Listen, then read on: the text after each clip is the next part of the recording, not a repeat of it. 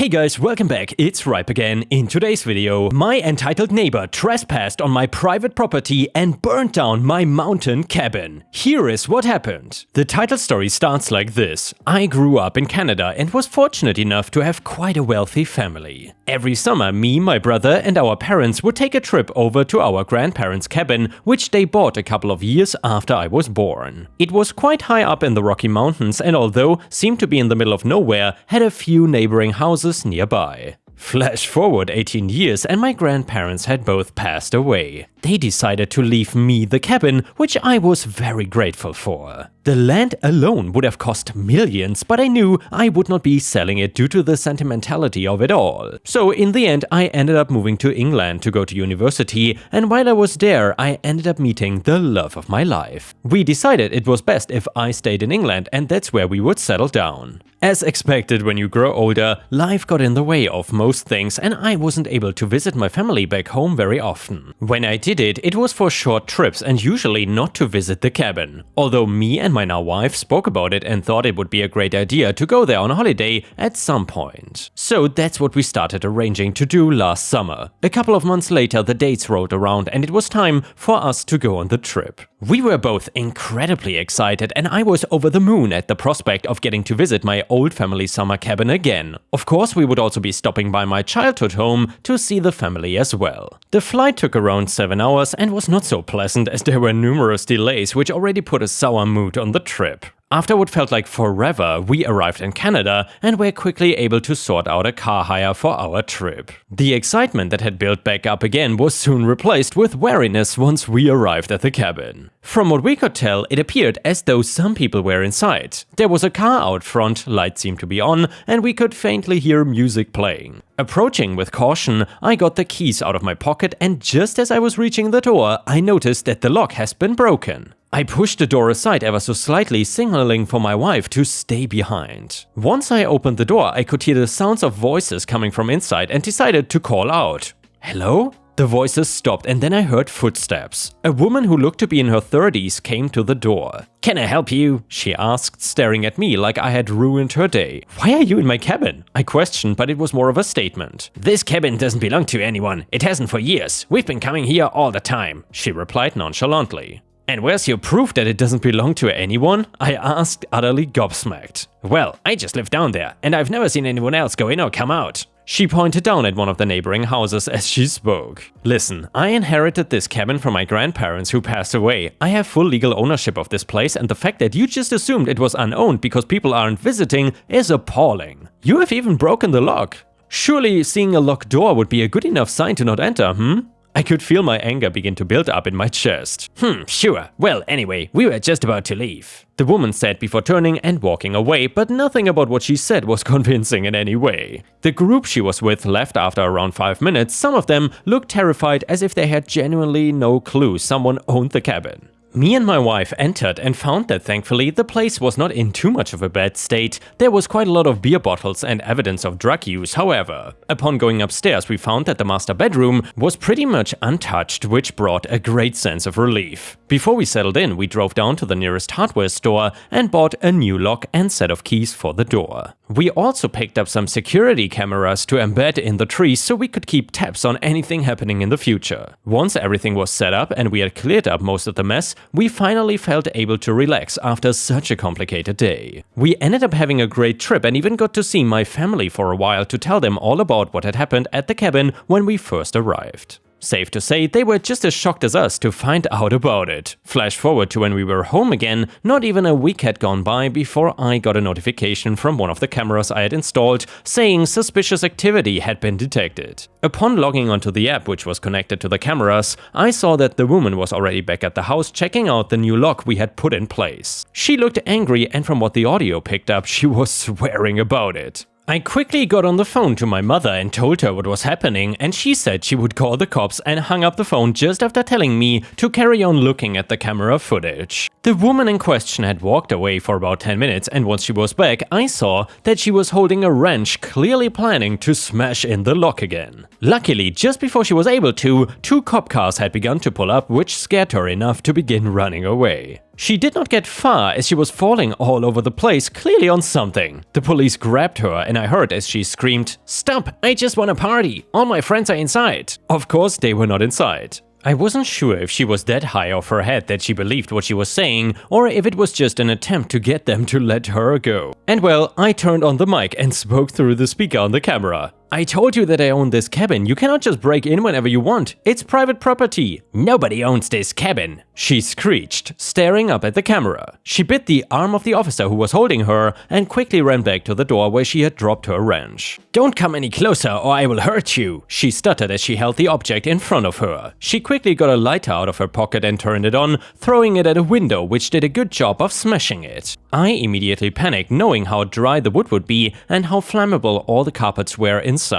"Please think about what you're doing," one of the officers spoke as he began inching towards her slowly, clearly realizing how much the situation had escalated. The woman wasted no time and hit the man over the head with the wrench, knocking him out. The other officers charged towards her, but clearly she was better at fighting than they thought, because even in her drunken state she was able to defend herself quite well. After a few minutes they managed to get her restrained, but unfortunately not in time before the fire inside the cabin had grown to an uncontrollable level. "Everyone retreat! Call the fire department!" one officer yelled, causing another to quickly pick up his walkie-talkie. By the time the fireman had arrived and put out the fire, there was not much left of the cabin. I stared at my screen with tears running down my face at the sight of my childhood memories turned to nothing but ash. The woman was taken away, and a few days later I was attending a court meeting via a webcam call. I was still completely emotionally wrecked after everything that had happened and was not showing this horrible woman even an ounce of mercy, as she begged me to lower my charges. I did no such thing, of course, and she got fined for the maximum of $200,000 for the destruction of property. Understandably, she was also sent to prison. The judge sentenced her to a minimum of 30 years given the countless offenses she had racked up, including some to do with drugs that I didn't even know about. Although that seemed to be the end of her, I don't feel as satisfied with how this all ended. After all, it's not like I'll be getting that cabin back. All I can hope is that she spends the next 30 years feeling guilty for what she has done. And yeah, ripe stars, even though usually we would say that the Karen actually got what she deserved in the end, some things simply cannot be fixed with money. If your childhood home burns down and you get $500,000 as compensation, let's say it like that is a nice sum of money, but still, the sentimental factor is at big play here. Either way, if you liked the story, please don't forget to like the video and maybe even post a comment if you want to support me. And now let's continue with the next one. This one is another revenge story. So I work in a place with a deeded parking garage. Each space is owned by a resident, but we only have 75 spots and 300 units. If you don't have a spot, you have to permit park your car on the street or find a parking garage in the neighborhood. We had this one sweet old lady, I will call her Granny, who owned a Mini Cooper and a parking space to go with it. Another couple who rented a unit didn't have a parking space and took to planting their economy car in her spot.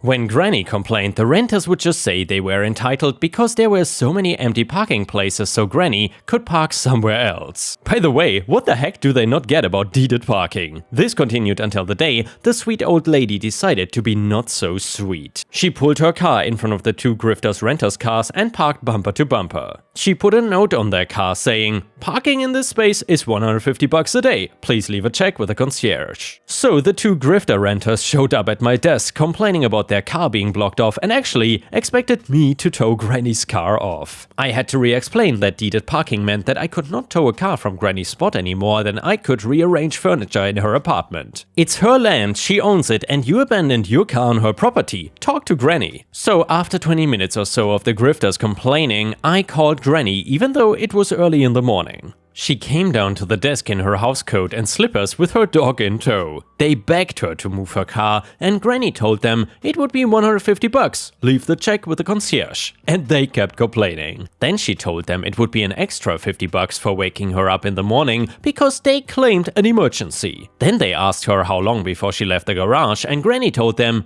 "Dearies, I'm retired. I will leave my spot when I'm ready." And the price just went up to $150 a day plus $50 for waking me, and that will be in cash. Leave the envelope with the concierge. I'm walking my dog and I'll move my car when I have your rental fee in hand. Not only did the renters never park in her spot again, but Granny got her cash. As an added bonus, the two grifters complained so much that word got around, and I didn't have to deal with that issue for another 2 years. And yeah, ripe stars never mess with a granny. Those two guys got completely owned. Anyway, the next one is another revenge story just because it was so good. So I'm leaving the grocery store recently and loading the items I purchased into my vehicle when I notice an entitled woman, EW, nearby. She is on the phone and has her empty shopping cart in front of her. I finish loading my groceries and put my cart in the designated place like a decent person. I get in my vehicle and begin to move forward when I see EW lightly shove her shopping cart in my general direction. It stops in front of my vehicle, blocking my path, but EW is already marching back towards her own vehicle, completely oblivious. I'm angry, but I try to keep my cool. Me, excuse me, could you please move your car out of my way? EW, on the phone, hold on, someone is bothering me. To me, move it yourself, I'm busy. Goes back to talking on the phone. Me internally, oh hell no, I put my vehicle into parking, get out and do as she suggested, I move her cart.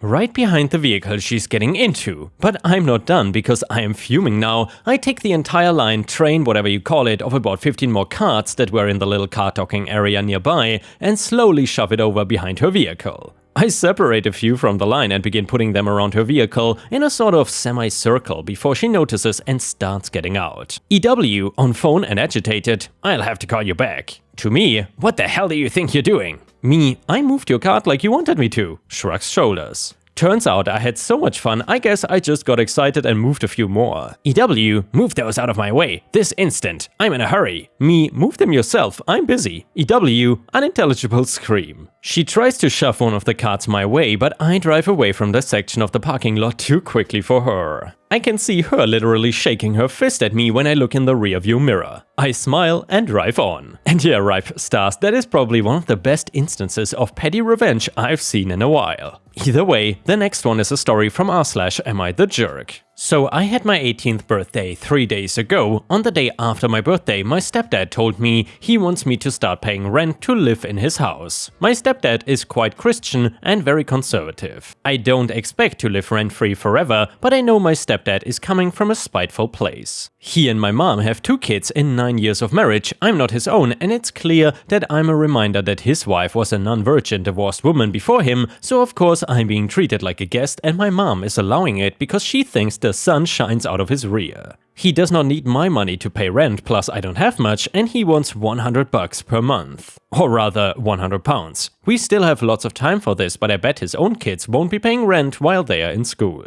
My A-level exams, UK school system, start mid-April and last up to July. I'm doing STEM subjects and I'm hoping to fulfill my offer for a medicine course at a good university. I'm aiming for 4 A's, which will take a lot of studying, and if I have to get a job, it will be difficult to maintain that level of studying that I need to do. I'm literally moving out in September.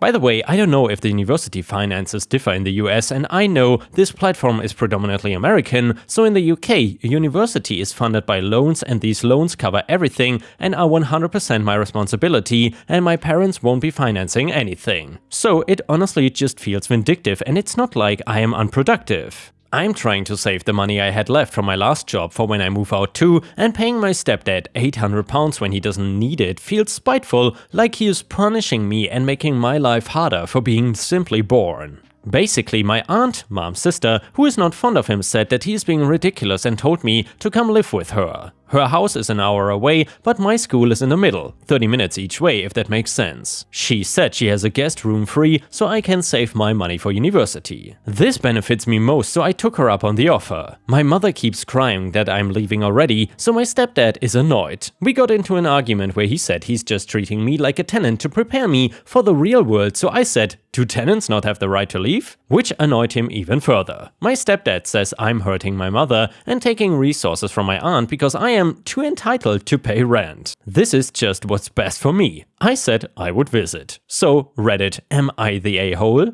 And yeah, ripe stars, let me know in the comments whether you think OP is the a-hole or not. And I would say OP is definitely not the a-hole because he is simply finding a solution for the problem he is facing. If stepdad wants him to pay rent and OP cannot pay the rent without sacrificing his study time, then OP is simply good at finding a different solution. If it upsets his mom so much, then his mom needs to talk to his stepdad. Anyway, let me know what you think in the comments, and a comment on Reddit said, "Not the a-hole, you're not the one upsetting your mom, your stepdad is. You're just being pragmatic and finding a solution to the problem he caused. He is a jerk for making you pay rent when you're still at college, A-levels are brutal, your mom is a jerk for letting him treat you badly and then being upset when you find a solution. Try not to fall out with your family, but ultimately, you gotta do what's best for you and your long-term goals." Absolutely not the a-hole. And I wish I had an award to give you for "Do tenants not have the right to leave?" I'm sorry you gotta deal with this situation, but congratulations on figuring out a solution. You're handling this beautifully. Best of luck with school. The next one is titled, "I told them to stay away." A little over a year ago, I bought a house. In the front yard there was a swinging bench. It was a crappy swing too. The seat was made out of pallets, but the structure was fine, so I built a new bench to swing on and enjoy. According to my girlfriend, some lady that lives around us has been letting her kid come through our yard and play on the swing. I never saw the lady or the kid and just brushed it off. Until today, we went out to eat, and when we came home, she was standing in our yard watching her kid play on our swing. When we pulled into the driveway, she scooped up her kid and started walking off. When I got out of the car, she yelled at me, "I hope it is okay I let her play on your swing." I told her no, I was not okay with it and that she should refrain from coming onto my property again. She started arguing with me that if I did not want her kid on the swing, then I should have said something sooner and maybe I shouldn't have it in my yard if I don't want others on it. Mind you, I have never even met this lady the entire time we have lived here. I kind of lost it at her and told her that she needs to take her entitled ass back to her house and learn not to touch things that don't belong to her, and set a better example for her kid, because having her kid play on my swing is a liability for me if something were to happen and the swing were to break or anything else that could happen to her on my property. She just said whatever and took her kid and walked off. My girlfriend told me I should have handled that better and that I sound like the stereotypical old man telling kids to get off his lawn. Reddit, am I the a-hole? And yeah, Ripe Stars, I will redirect this question to you. Do you think that OP is the stereotypical a-hole old man in this story or not? Let us know what you think in the comments. And with that to go along, we've got some audience comments. This person said, "Not the a-hole, why would some strange woman be allowed on your property? If she wants her kid to swing that bad, she should go buy one for her yard. She knew she was in the wrong, or she wouldn't have started walking away when you pulled up." Another user said, "Damn, the audacity of her to say you shouldn't have things in your own property if you don't want other people using them. You nailed it, she should do better for her kid, not the a-hole." And another person agreed and said, "Not the a-hole, she should have knocked on your door first and asked first, instead of just assuming that her child can play on your property. I cannot believe she had the audacity to try to tell you what you should or shouldn't have on your property. I would put up no trespassing signs around your yard, to be honest, and if she returns, tell her you will get the police involved if she continues to trespass on your property." The next one is titled, "She demanded it, seriously." I'm so glad to have found this subreddit because I have a legit crazy neighbor with boundary issues. I, 29 female, don't have any kids but have my younger sister, 16, living with me for around 10 years, and we have a trampoline still in our back garden from when she was younger. Neighbor to the left of me has 4 kids and moved in a year ago. 2 weeks ago, Glasgow started getting really good weather, so the kids have been out playing constantly, not an issue. They asked if I could let the kids use the trampoline one day, so I was like sure, but only for a bit because I have friends coming over for some drinks. 7 PM comes and I ask them to go home because my 5 friends have shown up and we are going to be drinking. Cue the crying, they leave the garden upset, but hey, that's not my issue, they have been on it for 3 hours at this point. Their mom pops her head out her bedroom window and asks if they can stay in the garden longer. No, I'm not your babysitter. She's annoyed but drops it. Last week I come home from some shopping and to my surprise find all 4 of the kids in the garden plus their younger cousin. ask them to leave, tell them they cannot just come into my garden without me there, and they did not even ask. They refuse to leave, so I shout up at their mom and tell her to get them out of the garden. She says, "Let them play for a bit, you don't even use it." Okay, but still, not your garden. Eventually we get into an argument and they leave. She is pissed off and shouting, saying that I am being a Karen and I should let them in. I tell her not to ask again because the answer will be no. This happened again the day after, all 4 kids plus their cousin waiting till I move the car from the driveway and heading straight into the garden. So I wake up this morning. I have since put a lock on the trampoline, just a small one on the mesh safety enclosure, to stop them opening it up, because I am petty AF. Plus it is Saturday, I'm not working today, my day off, and I want a long lie. But no, neighbor decides that at 9 AM this morning her kids are being fired straight out the house with breakfast bars and a bottle of water, and they head straight into the garden. So I can hear them from my window. I look out and tell them to leave. By the time I get downstairs, mom has descended from her house and is trying to climb the fence between our gardens, shouting about how I used to let them use it and she's going to call the police for hitting her kids. Great, you do that. I'll be sure to show them the Ring camera footage, which coincidentally also has footage of your husband picking the lock open so your brats can use the trampoline. So long story short, entitled mother sent her kids into my garden repeatedly after being told not to, calls police on me for harassment and hitting her kids, and ends up getting her own husband arrested for theft and housebreaking and criminal damage. Suck it up, Karen. Edit. Some people have asked if I could sell the neighbor the trampoline. She has a V-shaped garden and the smallest one on the street. The trampoline is 12 feet and would not fit. Also gave her a bunch of my sister's old stuff when she first moved in, but have barely interacted with her since this. Edit 2. Decided that it is not worth the hassle. 10 minutes ago, 9:50 PM here in the UK, I took a knife and slashed the part you jump on. Brother is coming on Tuesday to help me dismantle it, and we will take it to the local recycle center.